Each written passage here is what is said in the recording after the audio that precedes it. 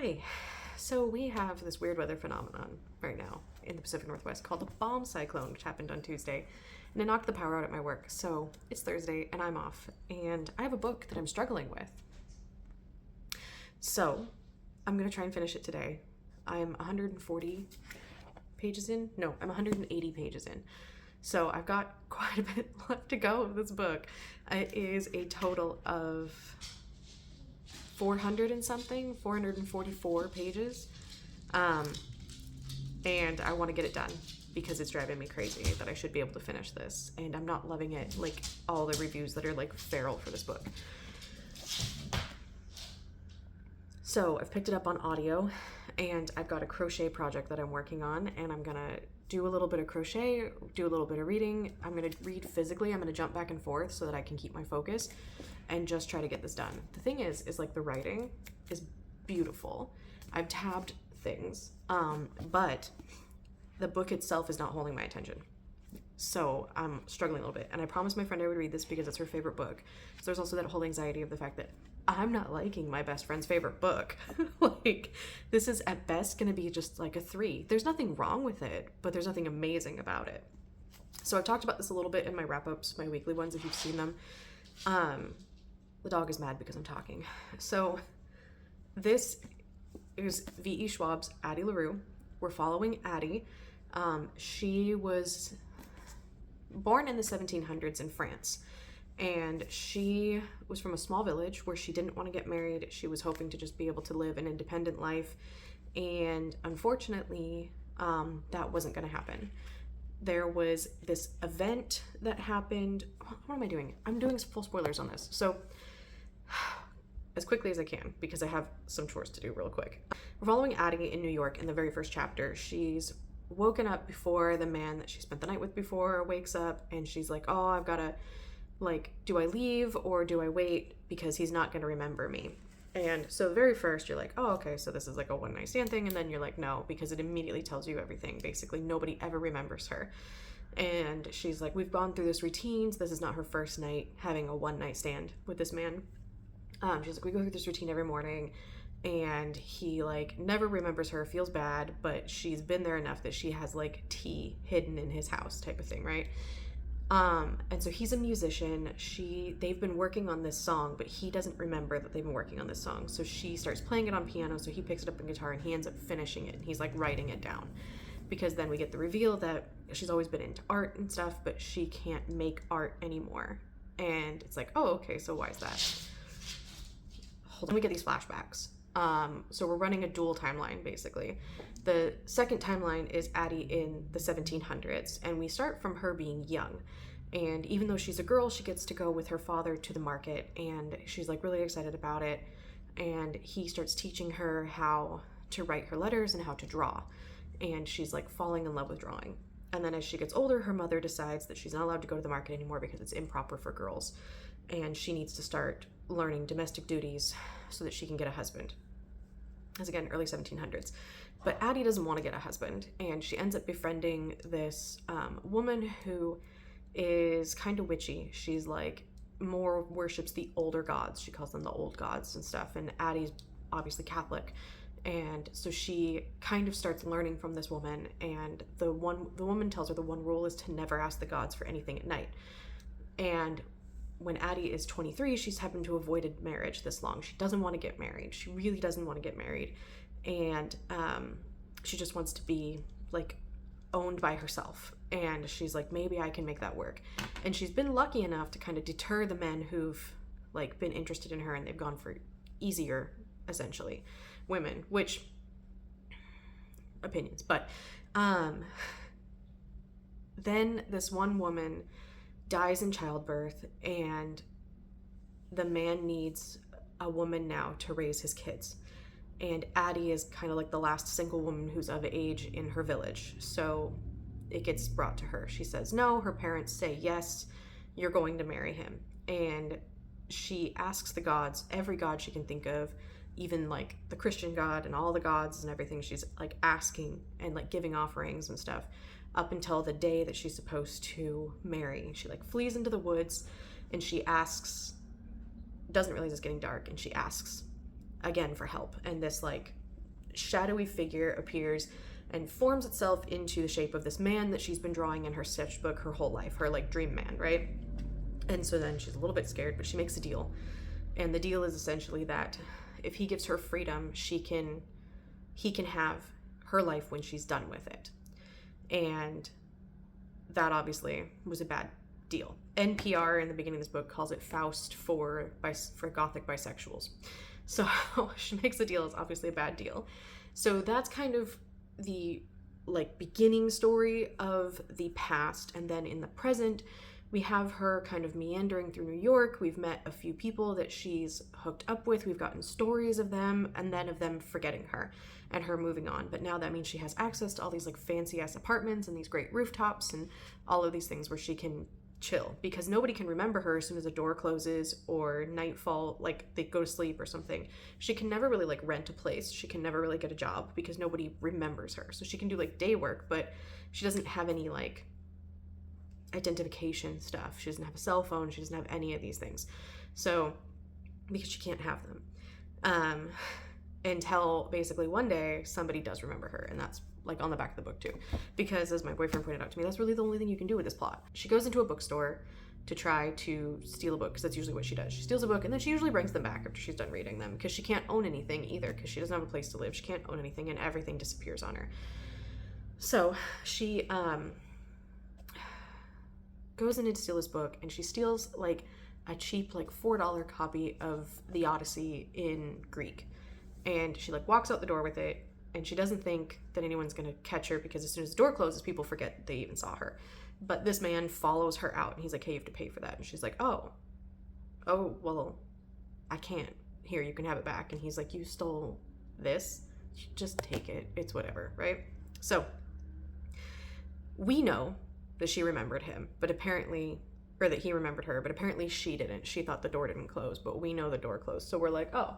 So then there's like this, her kind of meandering through, reading this book, blah, blah, blah. She decides to go back to the bookstore to try to exchange the book for something else, because this is like her normal thing, right? So she goes in and she's like, oh, my friend bought this for me. And the dude's like, are you serious? Are you fucking kidding me right now? You stole that book. I let you have it, and now you're trying to like trade it for something else. And somehow she convinces him to go on a date with her, okay? And so she like waits outside all day so that he doesn't forget her, because now she's like, oh my God, he remembered me. Nobody ever remembers me, right? And so this is like the big reveal. My friend was like, you have to get to this page, because this is like when everything changes. And I was like, but that part already happened. So when like I got to it, I was like, this already happened. I already knew this. Like I knew this is where it was going. We already knew this. And she was like, yeah, but Addie didn't know. So this is the big reveal. And I'm like, the big reveal was way back when he didn't, like the big reveal was like 30 pages before, when he didn't forget her. Because then we get some weird chapters from his perspective in the in-between, right? So he apparently sees weird things in people's eyes, okay? So he like, he sees like mist clouded over people's eyes, or like stars or glitter or other things in people's eyes, right? And so like, apparently when he looked at Addie, all he saw was Addie's eyes. So it's this whole thing where he's got something else going on. So my prediction for this is that somehow Henry, the man who remembered her, is connected to the darkness, which she calls Luke. Somehow. Either he is, and it's some weird, like, he decided to live a human life to try to get Addie's attention, or there's something else going on, and I'm not sure which one. I'm really not. I have no idea, but I know they're connected somehow. That's my prediction. So, because the other thing that's happening is, oh yeah, so as we flash forward, basically we got like a couple chapters of Addie just traumatically trying to live. She ends up going into sex work because it's like the only way she can make money. She can't rent rooms anywhere, because when she does have enough to rent a room, as soon as the door closes, they forget her and they like violently throw her out, and then she lost all of her money, right? So she can't rent a room anywhere. So she ends up going into sex work and having to live that life, but she ends up using it to her advantage for multiple reasons, and now she's out of spite.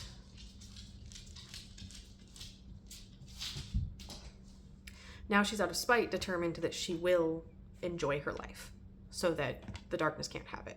So that's pretty much, she's been living for 300 years out of spite. So I'm going to finish this today. I'm going to finish this. I have 300 pages. It's going to be a push, but between audio and physical, I think we can do it. So I'm going to take the dog for a walk and see if that stops him from pacing. And I've got to make my boyfriend's lunch real quick.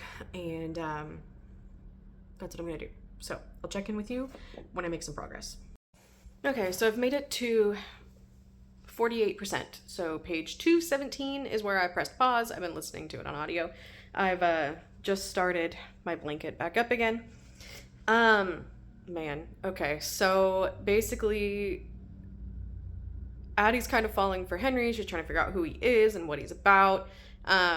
His friend Robbie, who he dated before, is like still in love with him, and like she's just met him.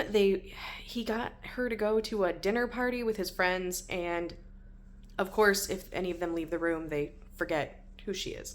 So she was like wary about it, and then I guess Robbie kind of threw a bitch fit over her being there, and then they ran into him the next morning, and he was like, I don't know who this woman is. And Henry was like, yes, you do. So she's like dragging him outside, and she's about to tell him her story. And so we're going to find out if he believes her or not. More than likely he's not going to. That's going to be like the next bit of tension. Either that or he will believe her, and he'll start trying to figure out how to break her curse. Or he'll tell us about whatever it is that's going on with him. Because he clearly has something going on with him. So I'm almost to the beginning of part 4. I'm still not enjoying this. I don't know what it is. Maybe it's because it's more like a romance. Like, it's more like a romance, a romantasy than it is a fantasy. It's also like set in modern time, and I don't know. It feels more like, I don't know. I like fantasy set in like different places, and I think this is just not. It's like an urban fantasy, but not with like werewolves and vampires. Like, I don't know, man. I'm just like, I don't know. I'm not excited about it. I'm really not. I'm just trying to get through it. I've got about 4 hours left. Okay, so I'm at 256 now, and we're getting some of Henry's backstory. So we know why he made the deal. And he made it because he had proposed to this girl, and she said no. Because she was like, you're great, and then he was like, but I'll never be enough, type of thing, right? So I'm struggling because Henry's backstory is like a combination of an analysis of depression, and also like he's just such a nice guy, and women just don't like nice guys, and I'm struggling with that. And knowing what I know about like V.E. Schwab's writing and like the things she said on. Knowing what I know about V.E. Schwab's writing and the things they've said online, I'm like, I'm pretty sure it's the depression angle and not the nice guy angle, but it really comes off as the nice guy angle. So the deal that Henry made with Luke is that, which I'm weirded out in that Luke came to Henry in the same form that he comes to Addie. That doesn't make any sense to me. Because apparently he took that form specifically for Addie. So has he just been like rocking this form? Like he was formless before? Like he'd made other deals just as formless? Or genuinely don't understand. So he made this deal with Henry that Henry would always be enough for everyone. That no one would ever look at Henry and not find him enough. And apparently that makes him like the pinnacle of attraction. Like everybody wants Henry's D. And yeah, so that's kind of, he's like coming to that realization now at this point. For some reason his friends are immune, but maybe that's because he was always enough for them anyway, because friendship. So Addie thinks that she's not immune to his deal, even though he's immune to hers, but he doesn't believe that she is, because so whenever he sees someone who's been like affected by the deal, they get like a silvery grayish kind of film over their eyes, or their eyes change, which is what I was mentioning earlier, which is why I was like, there's something going on with Henry. But when he looks at Addie, her eyes don't do that. Which is an implication that she's not affected by his curse. But she's like, no, don't you see, I'm affected by your curse, because the simple fact of you remembering my name means that you'll always be enough for me because that's all you have to do, which is like kind of an insult to Henry a little bit, right? Like, so, but Henry knows that it's different, and I think he's kind of like basically looking at Addie as if she's trying to cover for that, like she doesn't fully understand it. So he's keeping her around basically, because she's not affected by his curse, and she's keeping him around because he's not affected by hers. So partnership of convenience, essentially. Yeah, I don't know. So I'm at 257, so I'm over 50% now. I've got, according to it, because I was able to speed it up a little bit based on the narrator's voice and their pacing. So I've got like 3 hours left, and it is 2:00. So I'm gonna make some lunch and maybe take a little break from this just to not get overwhelmed with audio. But we'll see. And I'll check in with you as soon as I'm back on it.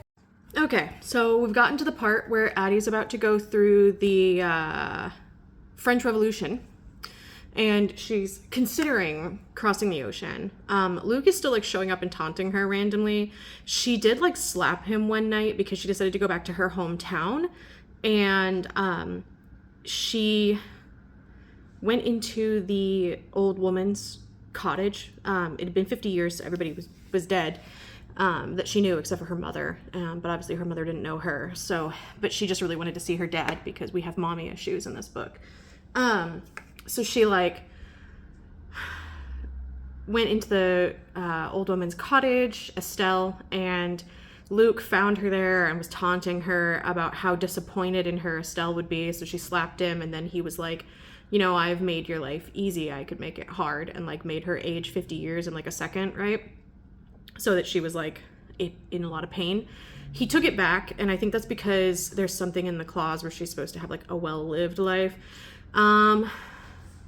He found her again at the coast, and he claimed that he is the one that like was Shakespeare's muse, like gave Shakespeare the words that he needed. He claimed that. So there's that.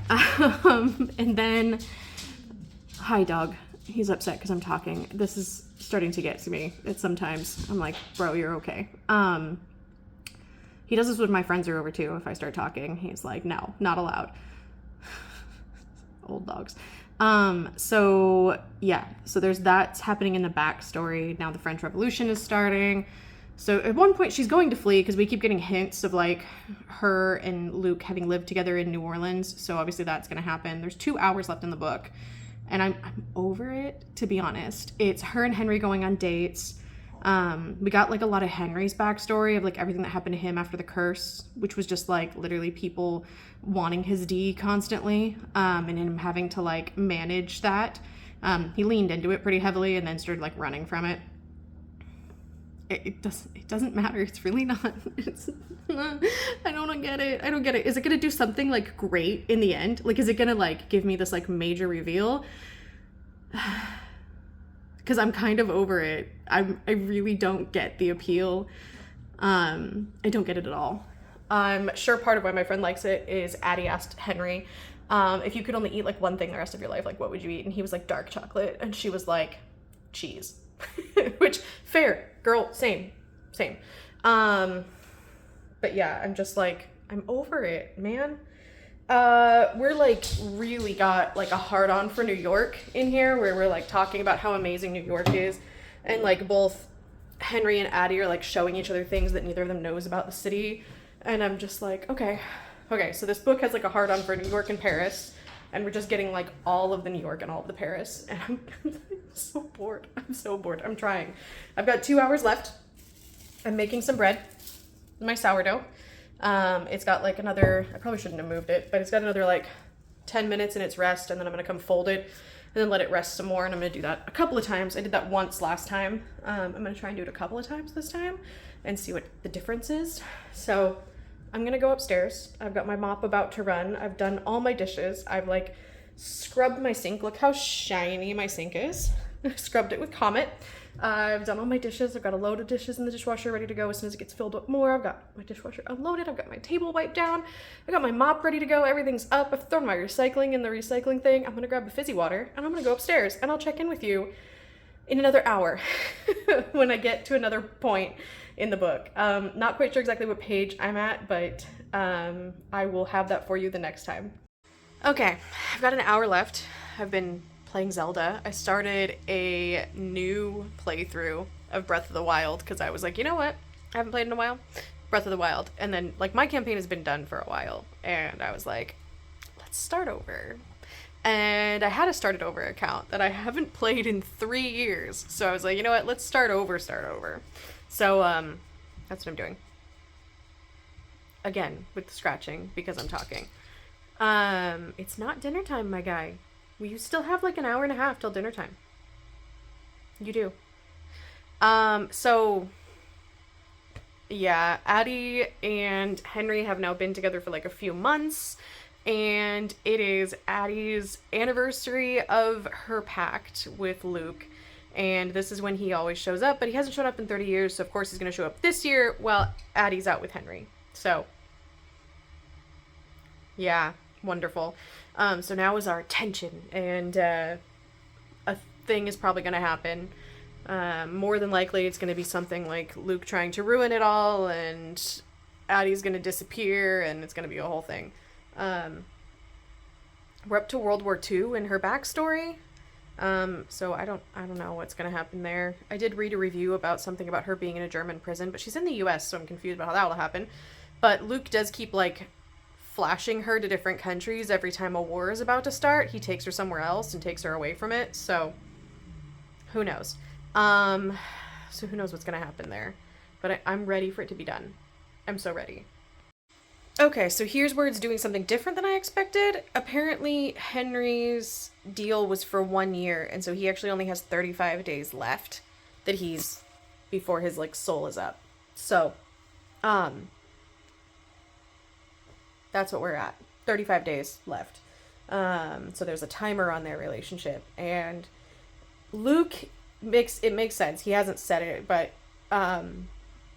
he, like, offered Addie if she spends a night with him so they can have a proper anniversary, then he'll consider Addie's request to end Henry's curse, his deal.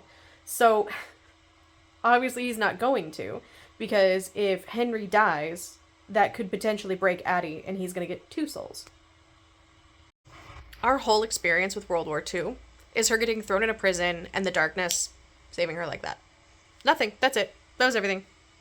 Even after we got a hint of Henry being like, you could have been a spy, and her being like, who says I wasn't?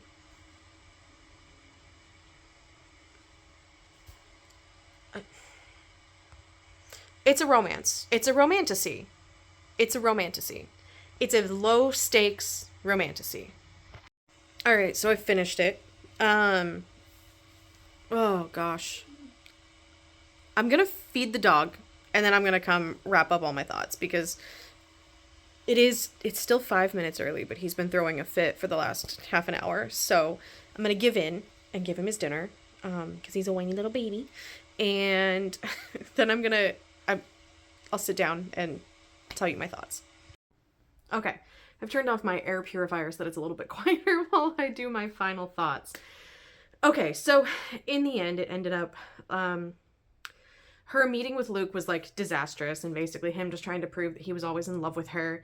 That thing with them living together in New Orleans that we kept, like, being, like, hinting at was they did live together. They were in, like, a relationship because he may or may not have been in love with her, but she was like, you can't love because you're not a creature that can love.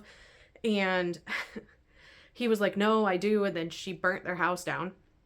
And then we jumped forward to, like, the last days with Henry, and it turns out that she had gone back and made a deal with Luke that if he would spare Henry, she would stay with Luke until he got tired of her. So Henry wrote this book. Henry he was writing down her whole life history, and he got it published, and the what you call it, the like first installment of his payment, I don't remember what they call it, even though I literally just listened to it, was enough for him to pay off his student loans. And isn't that the fucking dream? Isn't that the dream? And then she picks up a copy of the book in the UK, and Luke is like, oh, aren't you so clever and stuff, and she's like, in her head, she's like, oh, but I'd only promised him that I would stay with him till he got tired of me, so I'm gonna be like the most annoying bitch there is, basically. Like, she's like, I will prove to him no matter what, which explains the reviews that I was reading that were like, I always knew her and Luke would be together, I just needed them together. And I was like, listening to the reviews that are like, oh, the ending where her and Luke are finally together, I was like, y'all have been reading way too much dark romance.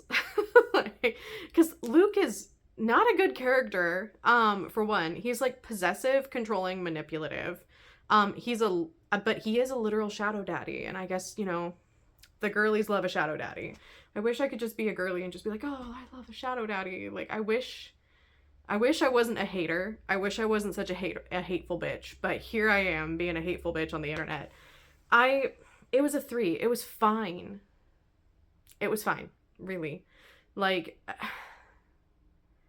I don't understand the, like, ferocity in which, that's a word, right?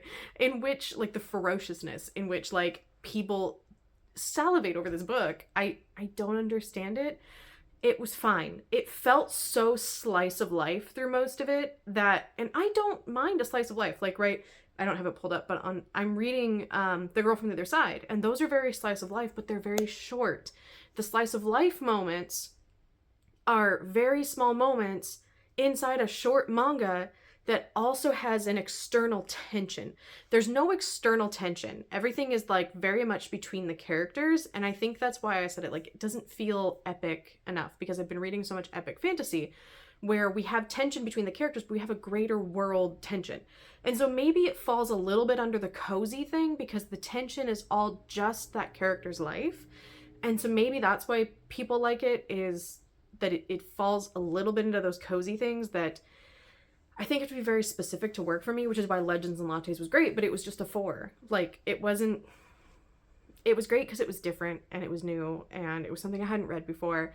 And sometimes I do just want to read a book where it's like, look at my characters, aren't they cute? And I'm like, yeah, your characters are so cute, I love them. But like, this is too much for a slice of life. This needed to be shorter. I either needed less pages or I needed some external tension. And we kept putting up things where there could have been some external tension, right? So she was about to be like having to deal with the French Revolution and Luke poofed her away. Then she was about to have to deal with World War I and Luke poofed her away. And then she was like, she had gone back to occupied France because she felt like she needed to do something during World War II, and she got thrown in a German prison, and then Luke poofed her away. And like, there was nothing where, and I get, you know, she's not supposed to have an impact on the world, but there was never any tension where we were concerned for her, right? Because where she's immortal in the sense that hunger can't kill her, age can't kill her, the elements can't kill her, we never even got to find out if like a person could kill her. We did see her get like injured and it like got repaired shortly after, but we never put her life in any sort of danger that wasn't elements. And we learned very quickly that the elements couldn't affect her. And there was just like no, I don't necessarily need someone's life to be on the line for like there to be some tension, but there just wasn't a lot at stake. The stakes were very low. And and it could just be the like a obstinate teenager in me, but I really hate it when a book's whole premise is that the greatest thing in life is to love and be loved in return. That's pretty much what the moral of this book is that she and Henry did everything so that they could be loved. That was why they made their deals, right? Because it wasn't so much that Addie wanted freedom when she made her deal, it was that she knew she could never love any of the men in the village. She could, if she got sentenced to a lifetime of being a mother and a wife, she would never feel loved, right? That's why she doesn't like her mother's. Her mother never made her feel loved, but her father did. So she's like trying to find someone who can love her and someone who she can love. And Henry's whole thing too is that he doesn't feel like he's ever enough for anyone and that no one loves him because he's never enough. Henry needed some fucking therapy, not a girlfriend. So everybody in this book needed fucking therapy. Not a relationship. And I think it was doing that whole thing where it was like, because Henry felt like he was never enough for anyone and clearly had some very big depression signs, he just needed Addie to fix him. And then he needed like I wrote a book for purpose. And it was the whole, today, a mutual on Instagram who I really like a lot of her stuff. And I have her book actually, that I want to read. It's a novella short story and everyone really loved it and I have it and I bought it and I want to read it. But, it's this one, it's You I Lie With. And her Instagram name is different than her name. Her Instagram name is like Minnie Loves Books. It used to be Minnie Writes Books. I think it's Minnie Loves Books. Anyway, she posted today about, A Psalm for the Wild-Built and about how she didn't like it because she felt it was very nihilistic. And I could see that. I can see that perspective. But for me, and I think for a lot of other people, it was about how productivity shouldn't control your life. And I get that can feel nihilistic for some people depending on your life views, right? Because her takeaway from the Wild Robot was, or the Wild Robot, that's the kids one. Her take from A Psalm for the Wild-Built is that nothing matters because nothing you do ever matters. And a lot of us in the comments were like, our takeaway was that you shouldn't base your personality and who you are around your job, and that productivity is not the only thing there is in life, and defining yourself by a job or a role or a title is a very odd way to define yourself. And it goes along with that question that you always get of like, well, what do you do? And when people ask you what do you do, they mean for your job. They don't mean what do you enjoy doing. And so there's a thing in the I keep doing it because it's the monk and the robot, and then it's the Psalm for the Wild-Built, and so I keep wanting to be like, no, Wild Robot, which is the kids book. It's a Psalm for the Wild-Built. In A Psalm for the Wild-Built, and now I've lost my train of thought. The whole thing is, Dex doesn't know what they want in life and feels very restless and very unmoored because they don't know what they want to be, as in what they want their job to be, right? And so they keep changing. Like, they decide they want to be a tea monk, and then they're really bad at being a tea monk, and then they're like, then we have like as she said in her review, we have a time skip, and then suddenly Dex is really good at being a tea monk. And she wanted to sit with that for a bit and watch Dex try to get better at being a tea monk, I think. But she also said that it just felt really nihilistic in the end, and about how what you do doesn't matter. And to me, it was all about productivity not being the point. And this, because Addie could never leave a mark on the world, it felt very much like what you do matters. And because of Henry's whole needing to do something, he felt like he didn't have a purpose because he didn't have a desire for a specific career.